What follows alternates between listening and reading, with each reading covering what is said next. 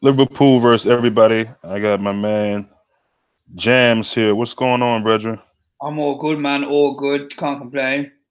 Cool, cool. So we spoke a little bit off the live here, and I was we kind of had the same thoughts and opinions on it, and I'll repeat it here. But I don't get why people seem to be so kind of shook when it comes to this group who we got chosen the group. Look, the whole reason to play the Champions League, in my opinion, is to play the top teams. You know what I mean? And if you sing that Liverpool is the best team in the land every damn weekend, then what's the point of playing in the Champions League and being bothered by a group that has Napoli and PSG in it?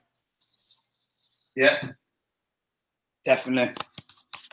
You know, I don't get that. I mean, I think it's definitely a group that's not as, let's say, an easy way to go as last year's, but I think this team is built, and I think people forget what happened to us last season. This team is going to be hungry to get back to that final. So I'm not at all worried. I'm very confident going in, especially as you said earlier.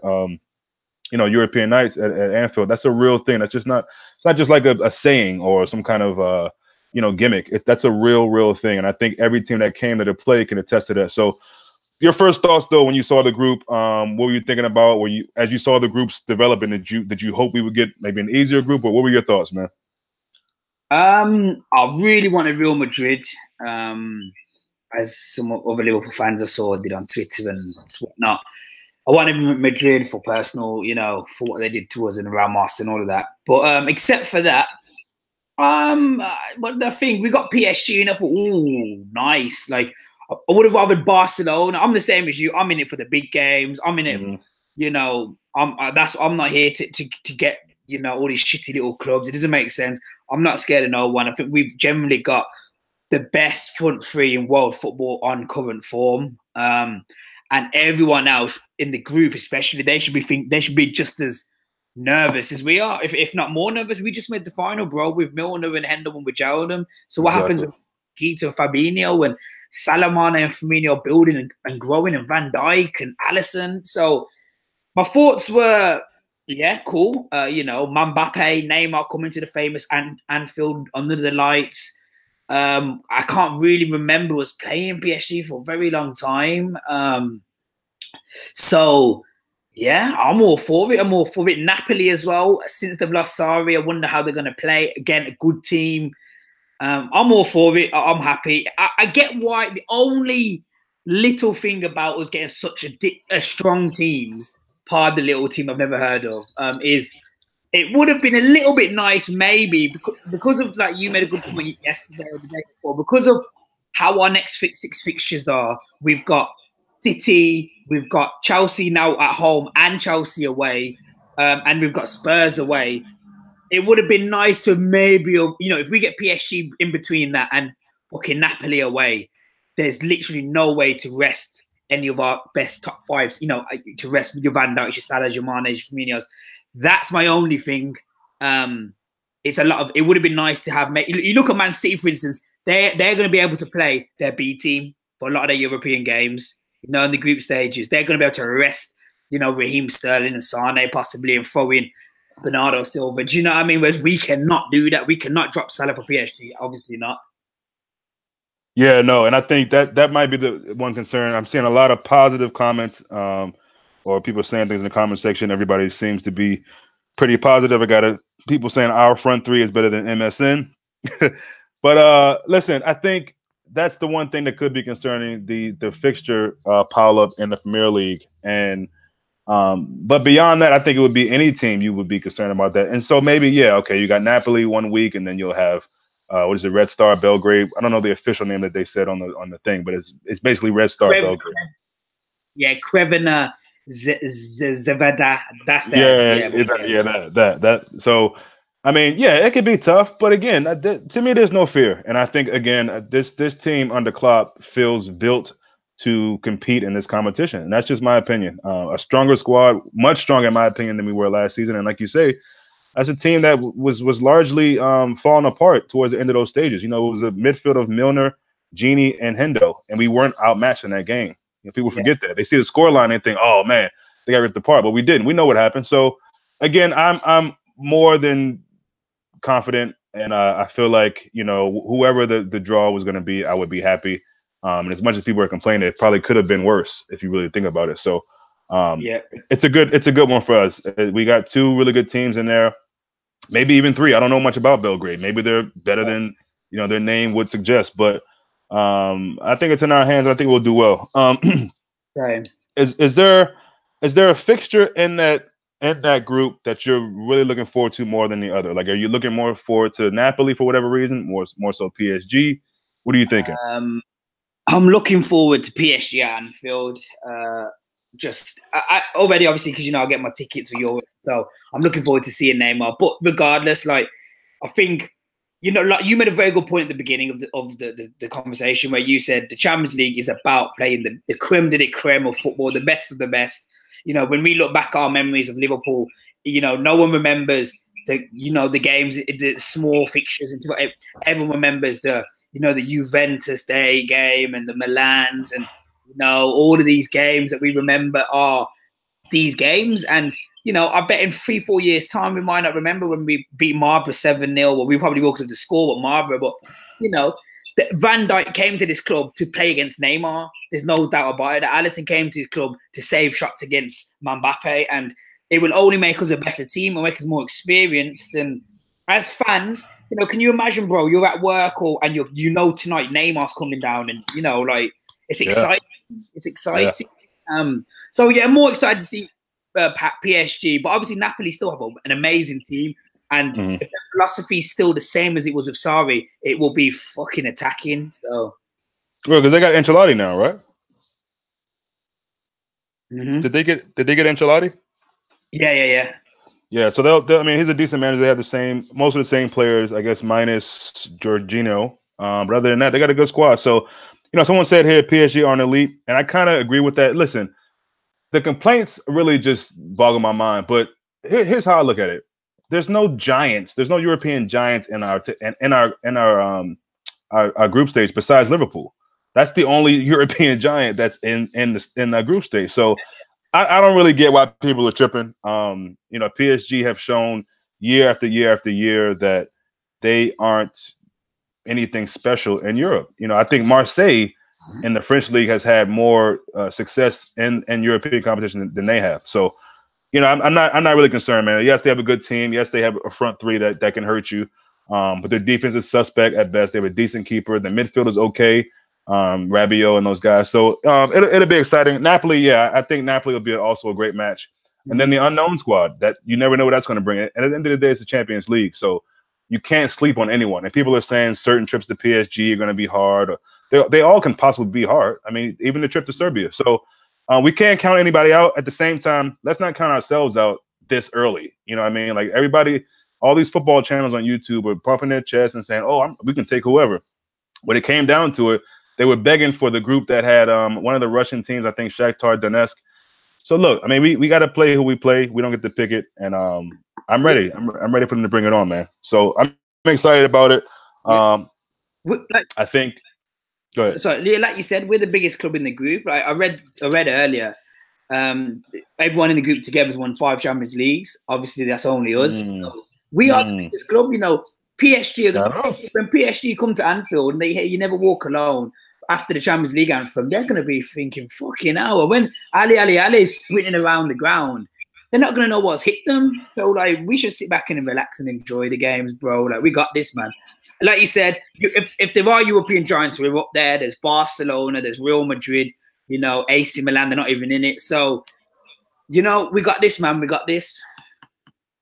Yeah, someone said PSG are elite. Yeah, look, everybody's got their opinion. I don't know. I mean, people have different definitions of what elite is. Maybe it was that Jason. Maybe Jason, you can let me know in the comment section what makes them elite. I mean, listen, in Liga, yes, all day they're elite. But I'm talking about on the world stage. What have they accomplished to say that they're elite? If you're going by just the recent, you know, the new players they got, how many times they win League that to me is not elite personally. So I'm not ready to call them elite. But look, at the end of the day, they're a good team. That's good enough. So it'll be a tough fight, but you should expect a tough game in Champions League. That doesn't mean we should be scared or fear anybody. So moving on. Go ahead. I'm sorry. Yeah, just lastly, they with them being elite, they've got obviously elite players in Neymar, Mbappe, and Cavani, and Verratti, and whatnot. Just that we have the thing where I'm more confident is we play tough games almost every other weekend. You know, Tottenham, Arsenal, even Arsenal, but Man City, Man United, Chelsea. These are tough games. Paris probably play 2 tough games, 3 tough games in their league, and then they wait for this. I watched a bit of them. I see how Neymar and Mbappe embarrass defenders with overload of step overs and flip flopping it over them.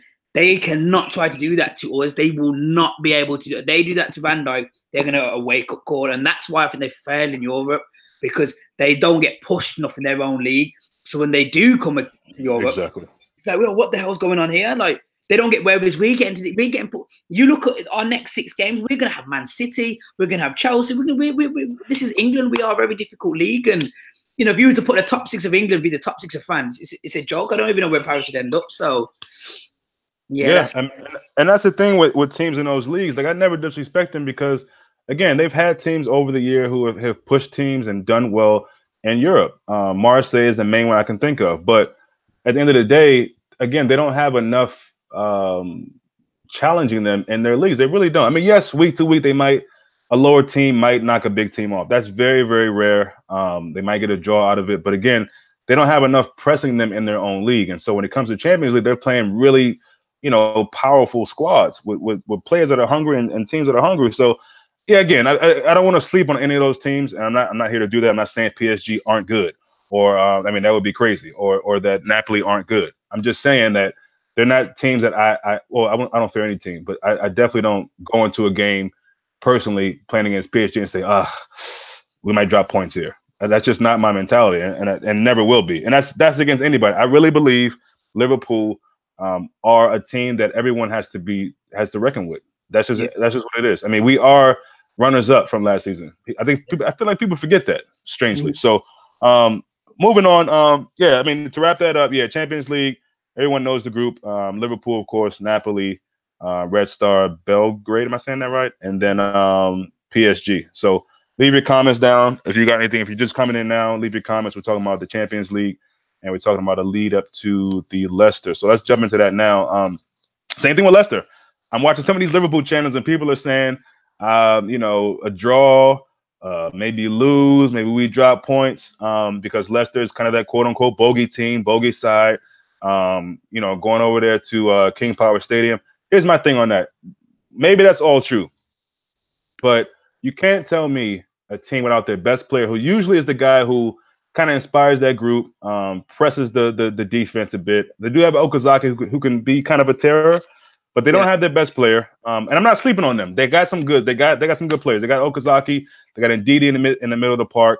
They have a decent goalkeeper. We spoke about it yesterday. They have Damari Gray. They got some players, but at the end of the day, again, I cannot go to another team. I don't care if it's away and say, oh, we might drop points here. That's just not me. I mean, what are your feelings about playing Leicester? Do you have any kind of fear of it being this bogey ground, or are you worried that we're gonna not be able to score goals at will? What are your thoughts about just going to Leicester?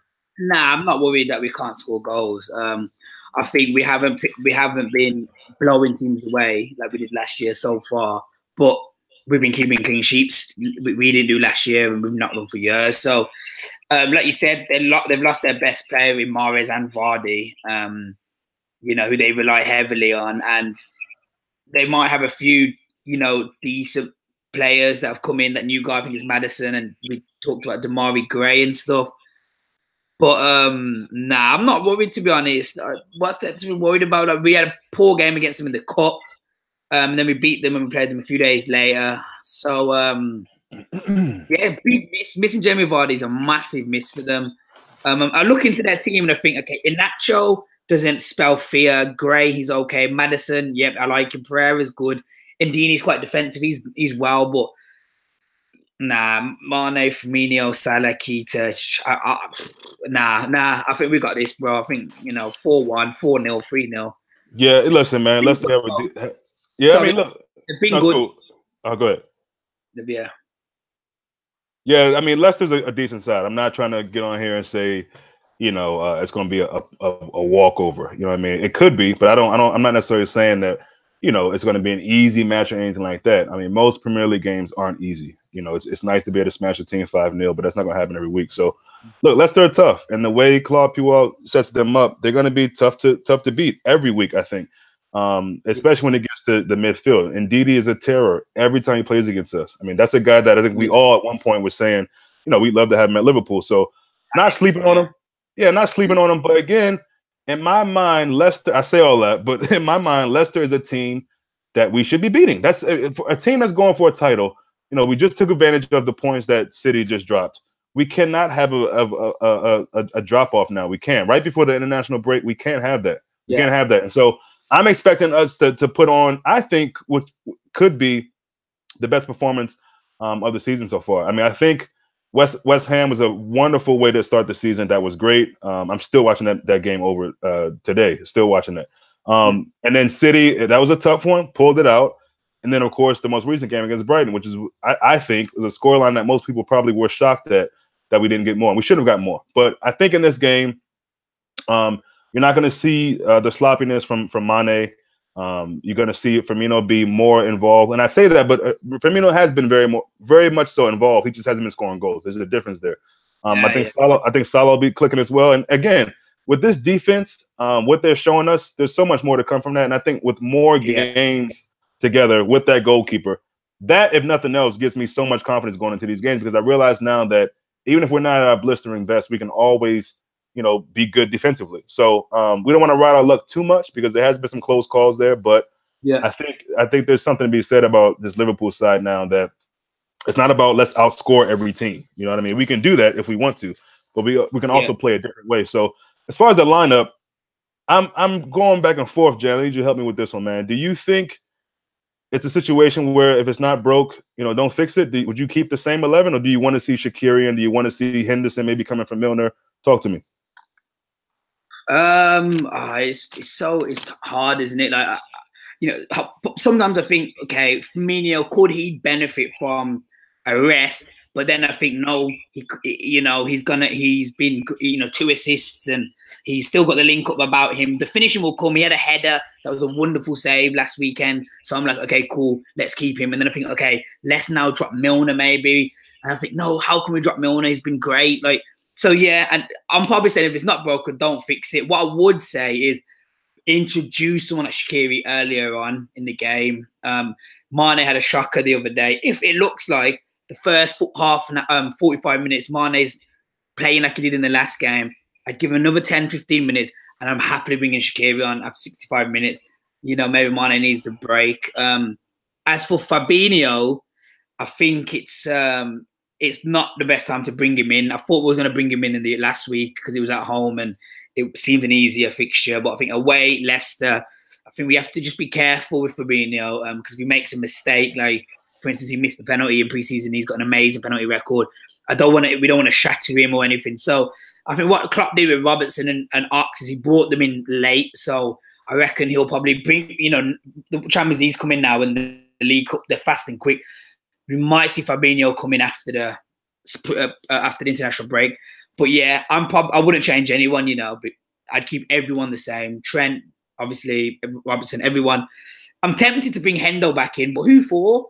Milner's been great. Wijnaldum's playing the best football I've probably seen him play for Liverpool. So it doesn't make sense. It doesn't make sense. And you bring Hendo in and then we lose, then everyone's going to blame Hendo, and then he's exactly. Great point. Great point. Can you imagine what that would do to him as a young player? Like, I don't think it makes sense. Just go with how it goes. If it's 0-0 or we're losing, Shaqiri, Sturridge on, and then you can think about bringing Keita or the most attacking midfielder off for Shaqiri or whatever. Bring Mane off and play Sturridge and Firmino off, whatever. But yeah. Yeah, some people, the guy Mercy is saying he wants Sturridge to start, but I think I'm gonna stick with the same 11. That was my thinking as well with Hendo. Slightly, that's the only guy I would change. But again, that's the all important question: who do you sit from the starting 11? Well, from that midfield specifically, there's nobody that deserves to sit. Now, I think if you want to break it down and parts of the season, this is the first quarter, if you want to say, like first 4 games. So I think you just ride it through the international break. You never know what's going to happen on the other side of that, which is why I hate international breaks, because knock on wood, everybody comes back healthy. There's no foolish injuries or whatever. Part of me thinks, because you got to believe Henderson's going to play, because you guys got what, 2 games for the national break? At least 1. Yeah. So you got to believe that Henderson's going to show in those games. So I got a sneaky feeling that Klopp might put him in. For who? That's the tough one. I don't know. Genie's been so good in that 6, and Hendo, it looks like that's just his role now. So I can't really see him playing a more attacking midfield role. So I don't know. It's hard. I'm saying that I'm very, very confident with that starting 11. But I really, really want to see, and I hope Klopp doesn't wait till the 80th minute to bring on Shaqiri or Sturridge, especially if the game is still tight. It's still one of those 1-0, kind of you're not sure how this game is going to go. We got to bring some spark off the bench, and I'm not really sure what he's holding them back for. I don't really get that. Yeah, the only thing, I totally agree with you. I don't get why, but the only thing I think he hesitates to take off Mane or say Salah is because we've seen them where they've been quite quiet. Then we get a break, a counter attack, and like Crystal Palace, the 2-0, the last minute, that could have easily been 0-0, and then they got a corner, and then boom, Salah and Mane were off on one. And I think sometimes that's why Klopp might think, all right, Mane's been quiet, but he gets the right knock on and he's gone. And that's the only thing I can think of. But I'm the same. I want to see Shaqiri. I'm so impressed. We will also impress with Shaqiri, and I'm just waiting for him to come to the Premier League and do his thing. Look, as much as I love Mane, if he's having a game like that, and this is not a knock on him. Look, players, they have little slumps or they might be struggling for whatever reason. Then I really wouldn't. But it has to be early. You got to make that change early. If Mane is struggling, I think you have to push Shaqiri. I mean, you think Shaqiri can play on the left? He can play on the left, can he? Yeah. So I mean, you got to bring, because again, as fast and as tricky and as crafty and creative as Mane and Salah is, Shaqiri is up there with that. I think as far as pace and quickness, and he offers just that different element of surprise. You never know with Shaqiri, man. He's a maverick. You never know what he's going to do. So I think we really, really gotta see to get him in early, man. We got the guy. We really need to be using him. There's got to be a reason why we're not. I don't think it's an injury, so I don't know. Maybe Klopp is just maybe just trust the guys on there. And Klopp, it seems like Klopp likes to run guys to death, and I think, and it's not like a critique on him, but I feel like a lot of it has to do with the trust he has with them, because he runs them to death in training. All preseason, they run till they can't run anymore. So I think he knows who's the fittest on the team, and I think he says, you know what, these certain guys are going to run for me all day. They're going to die for me on the pitch, so I'm going to stick with them. But I got to see Shaqiri a little bit more. I think that'll really, really fuck some of these other teams up mentally. Like, okay, wow, we got to wait for this. We got to expect something crazy from this dude as well, on top of all the other firepower they have. So let's use the dude, man. We got him. Let's use him. There's no need to be, keeping him wrapped up on the bench. So hopefully that'll happen. I'm with you on Fabinho too. I think it's probably best, especially when you see how good the midfield is playing. It's not like we're missing anything. And that's with Hendo as well, our captain. So I don't mind Fabinho maybe coming through. I don't know, maybe not even a Tottenham game, maybe the one after that. But I think we're going to see a lot of him. It'll just take some time, like you said, similar to Ox and Robertson. For me, I think, again, for them, I think one guy that we definitely need to watch out for. He's had some moments here and there, is Madison. They got an Algerian guy who played in their cup game. I can't think of his name, but he's decent as well. But other than that, again, it's just there's not really much. They do have some players, but there's not much on their side that I can really think of. Give me a score prediction. Score. I'm gonna say, I want the clean sheet. I'm gonna say, 2-0. I'm saying the same thing, actually. I was going, early in the week I was like, man, it should be 3-4-0. Because I want to see us getting back to that way. But again, I'm not really worried about that, especially with the defense. I think 2-0, and I think Mane's back on. I think Salah gets one. Yeah. Let's quickly talk about. Go ahead. I'm sorry. And Naby Keita. I'd like to see Naby Keita grab a goal. He's got some good positions recently. Yeah, I would love to see him score a goal too. I think it's amazing how quickly he's getting acclimated, and I think, again, we've spoken about it before. He's not even shown the full package. I think just more games under his belt. I think he was really good against Crystal Palace away, so maybe he'll be one of those guys that he'll play good both. But I think maybe he'll be that special spark away from home, Yeah. especially against teams that we tend to have these issues with that can help break them down. So yeah, I think Naby can get one. I think that, but hell, if it's Milner with 2 penalties, I'd be happy with that. Yeah. But somebody reminded me about the cup against Chelsea. Let's talk about that briefly. I didn't see that draw, so I'm glad you told me that earlier. So that's our first game. Obviously, that's it's Chelsea. It could be a tough game. Is that away or is it home? It's at home. It's at home, and then 3 days later, I think we play Chelsea away in the Premier League. Okay. Oh wow. Somebody said Naby will be benched in this game. Tell me who should come in for Naby then. That's a bit of a shot. But yeah, no, Chelsea. You never know at that point. Wait, when is that game on? When we play them? That is the week before. I'll have to get back to it. It's on my Twitter, but no, it's cool. Somebody will tell me. Go ahead. Yeah, my thoughts. You know what? I'll be honest. I'm not happy. We got Chelsea. I didn't want Chelsea. I didn't want. It's typical Liverpool. Last year we got Leicester. And you look at some of the games that other teams are getting. Like Man United getting a derby, and I can't remember who Man City got. But I didn't want a Premier League team. I therefore didn't want a top 5 team and I bet Chelsea don't want it either. And it's just we really want to win a cup. I'd really love to play to rotate the squad, and all of a sudden you've got Chelsea coming. And I tell you what, Sarri is gonna want to get shit got crack-a-lacking. He's gonna come to win. So I'm pissed. I'm annoyed. I'm fuming. I'm thinking, I really would have loved to have got a League One Championship team. Yeah. We could rotate a little bit, especially when I found out we had PSG and Napoli. I thought, okay, cool. We're gonna have that midweek game where we can say, Fabinho, this is your time now. You're at Anfield and you've only got, I don't know, West Brom or whatever, or Shaqiri, you're starting. You know what, Sturridge, you're back in the fold, up front. All of a sudden, you've got Chelsea, and there's no way Klopp has to win a trophy. So he's going to be sitting there thinking, this is a wonderful trophy to win because you won it by February. By Premier League gets really tough and Champions League gets really tough, you've already got a trophy. That does wonders for the team, like Man City did last year. So all of a sudden, you're playing the top 5. Now, if we lose, there is going to be a tiny bit of maybe like the Klopp, we thought we would win that. It's at home. And if they lose, it's going to be the same. So I'm not too happy. I do get it. I like the big games and stuff, but we was always going to play a top 6 team in the quarterfinals, in the semi-finals, in the final. Yeah. It's just nice to get an easier route. We look what happened with Leicester last year. We got knocked out, and it was just like, fuck, there's one cup gone. And it's probably the easiest cup to win. Probably FA Cup's probably harder than it because teams take it more seriously and whatnot. Yeah. And obviously Champions League's harder. So, yeah, I'm a bit pissed off, but they're going to be more pissed. It's away from home for them. And, Liverpool have started, well, they've started good as well, to be fair. But, yeah, that's my thoughts. What's yours? Yeah, when you told me, of course I didn't know, and I was kind of, when I was reading, I was like, oh fuck, like I was more happy with the Champions League draw than that, because again, like you said, you would wanted someone kind of to ease into that competition, not to just start bam with Chelsea. That's like damn.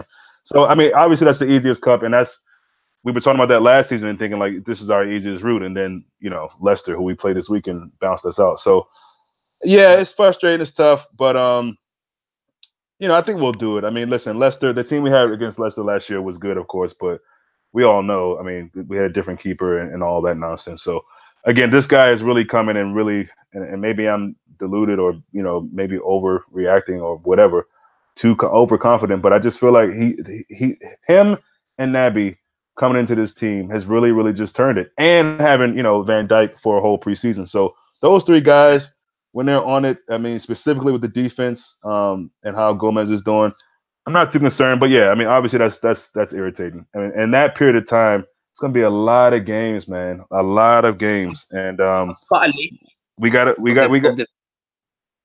Yeah, I've got it up now. So we've got Tottenham 15th of September, and then it looks like 18th of September, Napoli away, and then 22nd of September, Liverpool, Southampton. And then 22nd, 23rd, 24th. 3 days later, Liverpool, Chelsea at home. 4 days later, Liverpool away to Chelsea. And then Napoli and Man City. And then 4 days later, Liverpool at home to PSG. And then 4 days after that, Liverpool at home to City. It is make or break, really, when you think about that. that will make or break possibly a whole season. In a wonderful way or not so wonderful way. Still confident there.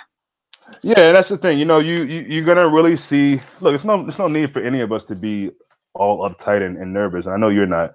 But I just feel like this is what you want. In a way, yeah. When you see it, you're thinking, damn, this is crazy. And Klopp has spoken about it before, the congestion and all that. If he's ever talked about it before, he'll definitely be thinking it now with all these teams we're playing against. But I think at the end of the day, you want to see what Liverpool are made of. And as good as we think they are, that's going to really prove to us how good they are.